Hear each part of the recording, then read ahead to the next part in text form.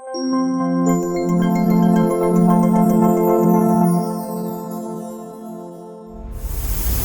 علیکم ورحمۃ اللہ وبرکاتہ۔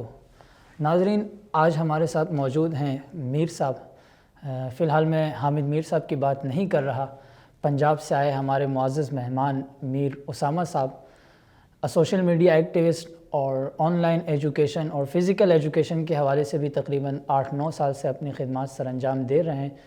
تو آج کا سیشن خصوصاً ان لوگوں کے لیے جو تعلیمی میدان سے تعلق رکھتے ہیں یا وابستہ ہیں تعلیمی میدان سے، ان کے لیے بہت خاص ہونے والا ہے، یا جو لوگ آن لائن ایجوکیشن کے طبقے سے یا اس حلقے سے منسلک ہیں، ان کے لیے اور بھی زیادہ یہ خاص ہے آج کا سیشن۔ تو آج ہم میر صاحب سے بات کرتے ہیں، کچھ ان سے ہم رہنمائی لیتے ہیں آن لائن ایجوکیشن کے حوالے سے۔ السلام علیکم ورحمۃ اللہ وبرکاتہ۔ وعلیکم السلام۔ خیریت سے ہیں؟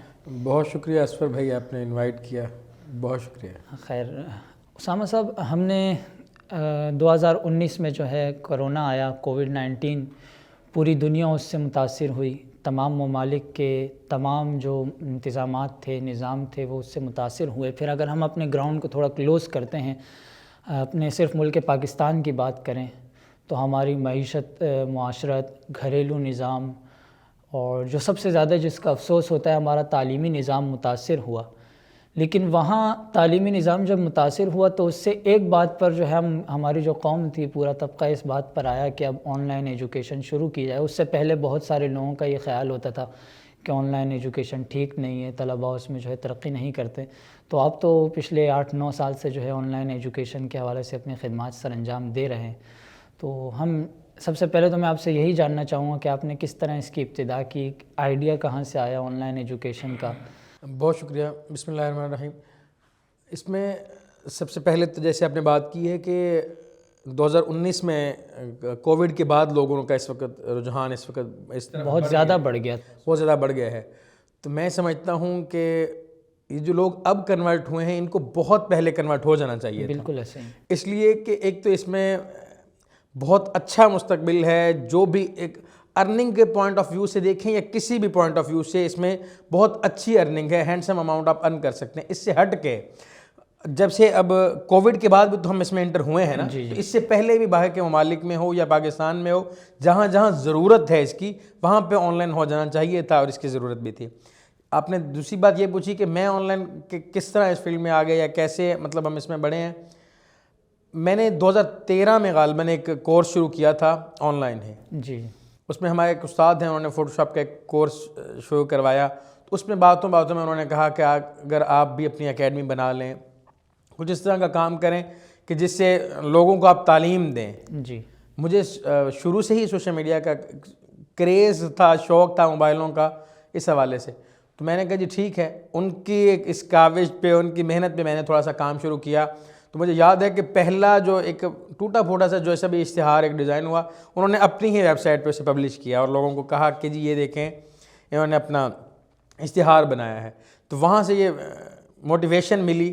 چلتے چلتے بہت سارے لوگوں کی باتیں سننے پڑیں کہ جی یہ دیکھیں جی یہ نیا ایک کام شروع ہو گیا، کیونکہ آج سے 7-8 سال پہلے اگر آپ جائیں تو اس وقت آن لائن کا کتنا سکوپ نہیں تھا، لوگ اس میں نہیں انٹر ہونا چاہتے تھے، یا کوئی انٹر ہوتا بھی تھا تو اس کو بہت معیوب نظروں سے دیکھا جاتا تھا۔ تو اس میں آہستہ آہستہ ہم اس فیلڈ میں بڑھتے گئے ہیں، کام شروع ہوا، لوگ متعارف ہونا شروع ہو گئے، اور اس طرح ہم نے اپنی اکیڈمی بنائی، اور آج الحمدللہ بہت سے ممالک میں آل اوور دی ورلڈ ہمارا یہ کام چل رہا ہے، اور بہت سے طلباء اس سے مستفید ہو رہے ہیں۔ اچھا، اس میں آن لائن ایجوکیشن کے حوالے سے آپ صرف کمپیوٹرز کے کچھ سافٹ ویئر جیسے فوٹو شاپ یہی چیزیں سکھا رہے ہیں، یا ماشاء اللہ آپ کا حلیہ اور جو آپ کے خدمات، پیچھے آپ کا بیک گراؤنڈ دیکھا جائے تو مدارس سے آپ کا ایک قریبی تعلق بھی رہا ہے؟ جی۔ تو مدارس کی تعلیم یا پھر ہم طلباء کی جو کتابی نصابی تعلیم جسے ہم کہتے ہیں، اس حوالے سے بھی کچھ خدمات آپ سر انجام دے رہے ہیں؟ میں یہاں پہ یہ بات ضرور کہنا چاہوں گا کہ اگر آپ دینی تعلیم دینا چاہتے ہیں تو اس کے لیے آپ کو کچھ نہ کچھ سکل آنا ضروری ہے۔ وہ سکل آپ کی کسی سافٹ ویئر کی صورت میں ہو سکتی ہے، وہ سکل آپ کی کسی بھی صورت میں ہو سکتی ہے۔ اگر آپ کو سکل آتی ہوگی تو لوگ بہت اچھے سے آپ کو لیں گے، آپ کی بات سنیں گے۔ اور میں آپ کو بتاتا ہوں، جیسے شروع میں ہم نے کام شروع کیا تو اس میں یہ ہوا ہر دوسرے دن آن لائن اکیڈمی جی قرآن پڑھ لیں، یہ کر لیں، وہ کر لیں، تو لوگ انگیج نہیں ہو پا رہے ہیں نا، لوگ نہیں جڑ رہے ہیں. تو ہم نے اس کے لیے ایک چھوٹا سا طریقہ اپنایا، اس کو چینج کر کے ہم نے کہا جی آپ آئیں، ہم آپ کو گرافک ڈیزائننگ سکھاتے ہیں، موبائل گرافک ڈیزائننگ سکھا دیں گے، آپ اس میں چھوٹی موٹی پوسٹ ڈیزائن کرنا سیکھ لیں. تو اس سے کیا ہوا کہ جب فری میں کورس لانچ کر رہے ہیں کہ آپ آئیں، لوگ بہت زیادہ انگیج ہونا شروع ہو گئے، لوگ انگیج ہوئے. ہم نے انہیں گرافک ڈیزائننگ بھی سکھائی. گرافک ڈیزائننگ کے ساتھ ساتھ جب انہیں اسائنمنٹس ہم دینے لگے، ہم نے چھوٹے چھوٹے مقابلے رکھوائے، تو اس میں ہم نے یہ بات رکھی کہ آپ جو ہے ہماری اس اکیڈمی کا اشتہار تیار کریں، موبائل میں یا جس طرح بھی. تو آپ یہ تیار کر کے آپ ہمیں دکھائیں، جو اچھا تیار کرے گا اس کو ایک انعام دیا جائے گا. اس سے ہمیں دو فائدے ہوئے. ایک تو جو بگنرز تھے، جو سیکھنے والے تھے، ان کے لیے بھی آسانی ہوئی کہ وہ کچھ نہ کچھ انہیں نئی ایکٹیویٹی مل گئی سیکھنے کے حوالے سے. دوسرا سب سے بڑا ایڈوانٹیج ہمیں یہ ہوا کہ آڈینس انگیج ہوگی نا، ہمارے ساتھ جڑ گئے لوگ.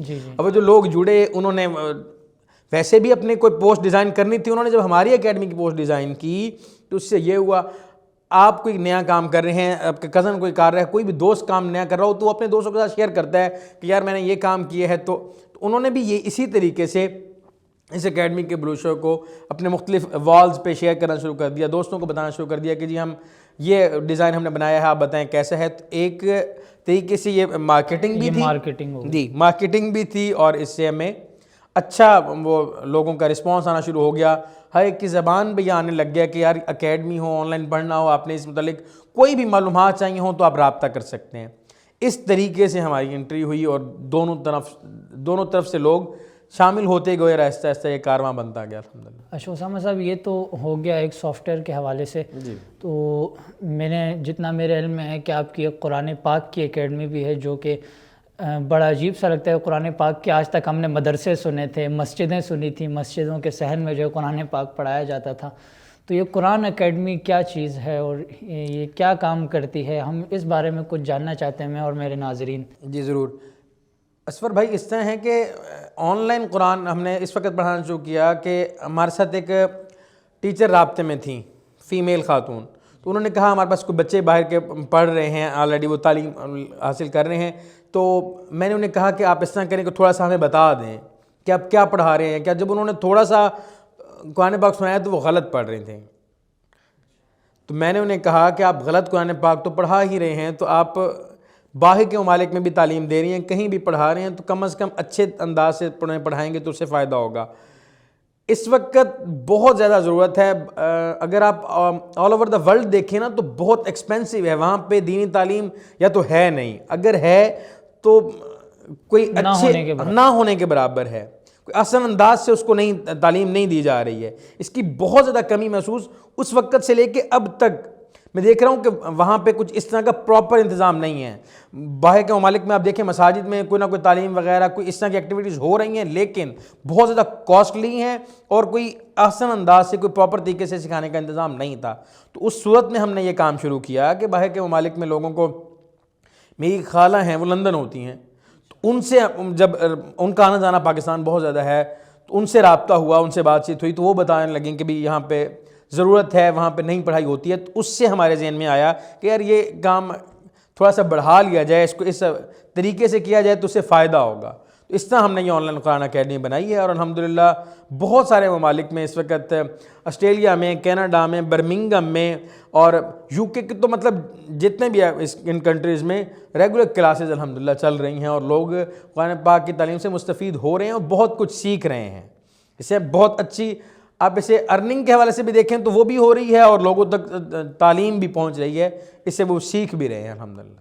اچھا اسامہ صاحب، ایسا ہے کہ جب ہم آن لائن کی بات کرتے ہیں یا پھر تعلیمی میدان میں اگر ہم کسی سوشل میڈیا یا میڈیا کے یا ٹیکنالوجی جسے ہم کہتے ہیں، موبائل، کمپیوٹر، ان چیزوں کا انوالو کرتے ہیں، تو ہمارے کچھ علماء کرام ہوتے ہیں یا کچھ احباب ہوتے ہیں، وہ کہتے ہیں کہ نہیں جی یہ تو ایک دجالی چیز ہے، دجالی فتنے کو آپ تعلیم میں کیسے لا سکتے ہیں، اور تعلیم میں جو ہے، تعلیم تو جو ہے مسجد میں ہو سکتی ہے یا کسی درسگاہ میں ہو سکتی ہے، تو اس کے ذریعے ممکن ہی ہے کہ آپ تعلیم دیں.